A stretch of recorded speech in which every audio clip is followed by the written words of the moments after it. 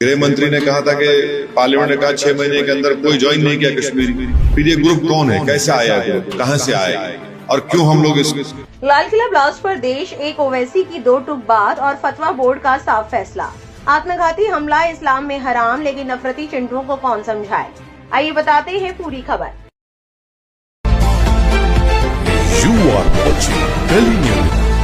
सोमवार की शाम दिल्ली के लाल किला मेट्रो स्टेशन के पास हमेशा की तरह भीड़ भाड़ थी। तभी अचानक एक जोरदार धमाका हुआ जिसने पूरे इलाके की शोरगुल को चीर दिया।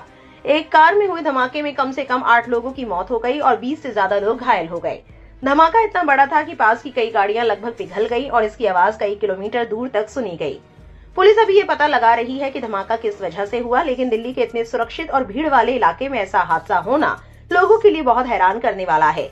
धमाके वाली सड़क के एक तरफ चांदनी चौक है, जहां कपड़ों और व्यापार का बड़ा बाजार है और शादी के मौसम में यहां बहुत ज्यादा भीड़ रहती है, और दूसरी तरफ 17वीं सदी का लाल किला है, जहां हर दिन हजारों पर्यटक आते हैं। इन्हीं दोनों के बीच वाली सड़क पर यह धमाका हुआ। कुछ ही मिनटों में वहां से फैलकर डर और अफरा तफरी पूरे शहर में फैल गई। वहीं इस पूरे मामले के दौरान आतंकी उमर का एक वीडियो वायरल हुआ। ये पूरा वीडियो लगभग 1 मिनट 20 सेकंड का है। उमर का दावा है कि सुसाइड बॉम्बिंग के विरुद्ध कई तर्क दिए जाते हैं, लेकिन वो सभी विरोधाभासी हैं। वो कहता है कि जब कोई व्यक्ति ये मान लेता है कि उसकी मौत एक विशिष्ट जगह और समय पर होगी, तो वो मौत की जो स्वाभाविक धारणा है उसके ठीक उलट काम करता है। वो कह रहा है इसके यानी आत्मघाती बम विस्फोट के खिलाफ कई तर्क और विरोधाभास दिए गए हैं। शहादत अभियान तब होता है जब कोई व्यक्ति ये मान लेता है कि वे किसी खास जगह पर किसी खास समय पर निश्चित रूप से मरेगा। वो उस धारणा के खिलाफ जाता है कि कोई स्पेसिफिक व्यक्ति मरने वाला है, वो किसी खास परिस्थिति में मरने वाला है। इस बयान के बाद सोशल मीडिया पर लोगों का गुस्सा फूटा। आम इंसान से लेकर उल्मा तक सबने इसकी कड़ी मजम्मत की और कहा कि इस्लाम में इस तरह के काम को सख्त मना किया है। वसीम अकरम त्यागी ने एक ट्वीट किया। देश की राजधानी दिल्ली में लाल किले के पास एक कार में ब्लास्ट हुआ था, जिसकी पुष्टि हुई कि यह आत्मघाती हमला था।